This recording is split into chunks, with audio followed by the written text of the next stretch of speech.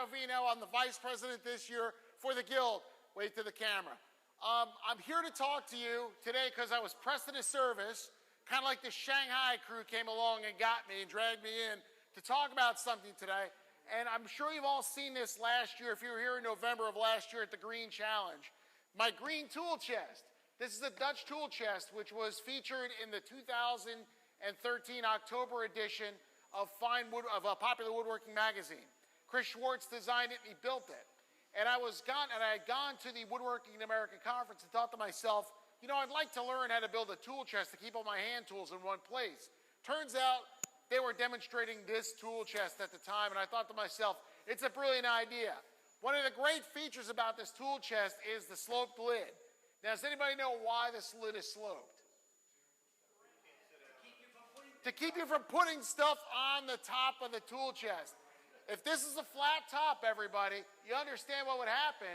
You'd start to pile lumber and tools on top of it. Good luck getting to your tools after that. So the idea about this having this sloped lid is to prevent you from putting anything on it so it all falls to the ground and you pick it up later. So that way it gives you the opportunity to do this, which is actually open the tool chest. Now mine deviates a little bit from Chris Schwartz's design because right now I have nothing here. This is where Chris keeps his rip saw and his crosscut saw. I noticed that we brought this chest down. Dale remembers I brought this chest to Heritage Village this weekend. Without a rip saw or a crosscut saw, we couldn't cut boards down to size with just my fine hand back saws. So what I'm doing is I reached out to my sponsor, Bora Tools, who carries the PAX handsaw line. They're going to send me a panel saw. Thank you. So they're going to send me a panel saw so I can complete the collection. The idea being that now I can cut boards down to size. I'm hoping to also pick up one of their rip saws. The idea being that this way we can go in there, I can use this for different kind of work. Now, do I plan on throwing away my bandsaw, my table saw? No, no. But there are going to be times when I'm going to either challenge myself to build with hand tools, or if we do go to places like Heritage Village, where I'm going to go out and use my hand tools. Now, when I built this last year, and you'll see I finished it on Veterans Day last year. I had the day off from work. It was the perfect time to put the last coat of finish on it. What I did was I signed my name and I inlaid a penny from 2013 in it. This way, kind of how I signed some of my work, I put a penny in or a coin from that year in it as well. It's a really nice touch. And that way it's worth at least a penny. I know it has at least some monetary value because I'm able to put the penny inside. The chest is a really cool design because it's broken into two compartments. The outside of the chest, first of all, is built with dovetails on the sides. The dovetails run along each side to hold the case when you pick it up and you lift it, because it does get heavy with tools. There's right in the middle here, there is a deck which is put in. It's put in the dados. It's actually screwed and plugged into place. So it's not really fancy joinery. Back in the good old days, Chris Schwartz said they used to put in iron nails to hold this in place. This time I just used screws and plugs because, you know, I had them. I know they work really well, and I glued it into place. Where I didn't have a cross-grain situation. Where I did have a cross-grain situation, I just let it float inside of it. The deck at the bottom gives me a great place to put things like hand saws. So if I break out my hand saw, I can set it up in a little rack, and I have just a little rack in there right now with a couple of pieces of 2x4 that I cut curves into. So I can just set the saw into there, and I screwed it down to the deck so it wouldn't slide around in transit, which is really nice because this way I don't have to worry about things getting banged around. I keep a few mallets just to straighten out people like Andy. If he gives me trouble, I just want to bang him over the head with one. I know, seriously. That's why I brought this baby. Yeah, I know. I need to go bigger still. I've got a number of back saws in here. The beauty about this is also I can keep my planes in here as well. You know, I've got a bunch of planes that people have given me over the years and I've accumulated over the years. But there's really three planes that I use mostly, and they're the ones that most carpenters and woodworkers used. The first one is the jack plane. Now my jack plane's an old Stanley. It's actually a Franken plane. This is basically parts from different eras of Stanley number 5 planes that were put together to create a body. I know the sole is original, it says 1902 on it, the patent date 1902, so this is definitely an old sole. But the cap lever is actually from a 1960s edition. And the funny thing about Stanley is they milled everything so it would work together. So over the years, as they built it, it would just stick it all together, and you could just take the pieces and parts, and you could do that stuff with it. The number 5 is the jack plane, jack of all trades. It's a really good 4 plane as well. So if you want to use it first to kind of level boards out, with this one primarily, you're going to be doing a lot of cross-grain planing. So if you're going to level panels out, or you're going to take the wind out of a board, you're going to plane across the grain before you go with it. So this way you can actually cut down those high spots a lot faster. Really sharp iron, that's critical. You want to make sure you've got that. The other one is the joiner plane. If you're going to joint longer boards, you need a longer sole on your plane. This one is a Veritas bevel up model. People ask me, do you have a joiner in your shop? I said, yeah, it's 22 inch. See? And I just eat my Wheaties in the morning, and that's the power. So if it gets blacked out in the shop, I can light some candles and still work. And then the third one is a smoother plane, which is, I have hand-smoothed boards before. It's really nice. It's kind of instead of having the sander running constantly, you can actually get this tuned up so you can get a nice shaving. This is the bevel-up joiner, bevel-up smoothing plane, which is really nice. And it's got an adjustable mouth, so you can get it really tight, and you can actually plane off with that. It gets some really good stuff there. What I did was I also took I had one of those over-the-bucket kind of tool boxes. You kind of put it over the 5-gallon bucket. I never used it. It was great. I bought it. I never used it. But the beauty about it was I was able to cut a panel, and I screwed it to the side here. And inside here, I put things like a spoke shave, or a block plane, or a cabinet scraper. These kind of things are really handy to have tucked away in the box, because if you ever need any of these kind of tools, instead of trying to find space on the deck, it's really cool to go reach in there. I also have a couple of my measuring tools in here as well. I've got some little cornering tools. Instead of breaking out a router, I can round things over with these. They're really cool to see. They're just little Lee Valley Veritas models. Across the back, you can see the tops of all my chisels. I've got mortising chisels. I've got beveled, just bench chisels. My friend, his dad worked with George Nakashima in New York City and Washington, D.C. And George Nakashima actually gave him these Japanese chisels. And my friend had them jammed in a coffee can in his shop. I said, Chris, those are really important pieces. So one day he gave them to me. He just said, look, here, take them. So I had an old set of chisels I was using, so I gave them to him. So if he ever had to pry a can open or scrape paint, he could use those.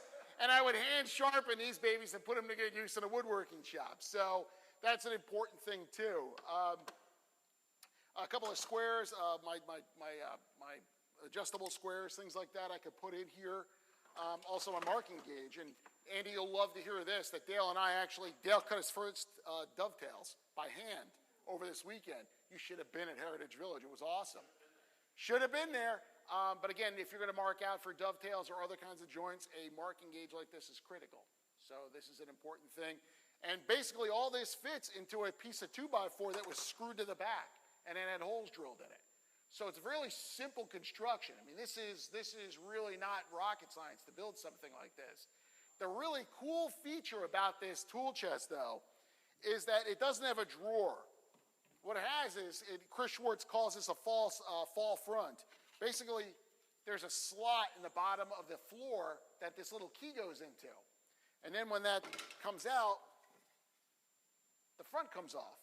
So I can take the front off, and then down here I've got other tools. We used this a lot the past weekend to draw a knife. We were doing some of that. I've used this to do bevels on projects. If I have to taper, instead of bringing it to a bandsaw, I can just use this. Get a really nice fast bevel on it. So, you could spend forever trying to set up a saw to do that. You could do it really simply with that. My file roll, all my files and my shaping apparatus. I've got my scrapers. I've got my little hand drill, my little egg beater drill. And then the other thing I've got is, because normally in my shop I use my Tormek to sharpen, over the years I've accumulated a number of pieces of sharpening equipment that aren't powered. So what I did was I put them into a little tote like this. So I've got my diamond sharpeners and an Arkansas hardstone in here, and some sharpening, honing guides and some honing fluid. So this way, if I'm out in the field, if I'm out doing something and we need to touch up a blade, I've got the sharpening medium right here, so I can set that up. We can actually put a re-edge a blade that way, so it's ready to cut. I put all these tools in here, and it gets heavy. I mean, I'll be honest with you, it gets heavy. But the funny thing is, though, this actually fits in the back seat of my Corolla. What I did was I took a little piece of 1/2-inch plywood and laid it on the back seat because it sits up on a couple of 2x4 cleats. And the idea is that the 2x4 cleats, if you put them on the ground, they'll get all eaten up, they'll get all torn up. That way you can unscrew them and replace them if you need to. But the beauty about that also is it keeps it off the ground so it won't get wet. This is the most important piece of equipment I picked up for this tool chest because it's a folding hand truck. And I can fold this up and tuck this in the back of the car when I don't need it. When I do need it, I just simply extend the tongue and pull up the handle. And then the beauty about it is because it's elevated off the ground, I can just wheel the hand truck on and then just tip the box back and I can take it wherever I have to. I was walking down the paths in Heritage Village, toolbox in one hand, coffee in the other, going to the demonstration barn. It was great. Instead of trying to carry this thing, muscle this thing all the way through. The improvement I do want to make, though, is when I do get that saw, and I will be adding the saw till to the top. It will make the top a little heavier, but the top does overextend back a little bit. So hopefully that will keep it from slamming down shut, so that way when it comes up. Chris Schwartz actually went through the process of having some hand-forged hinges made and some hand-forged handles.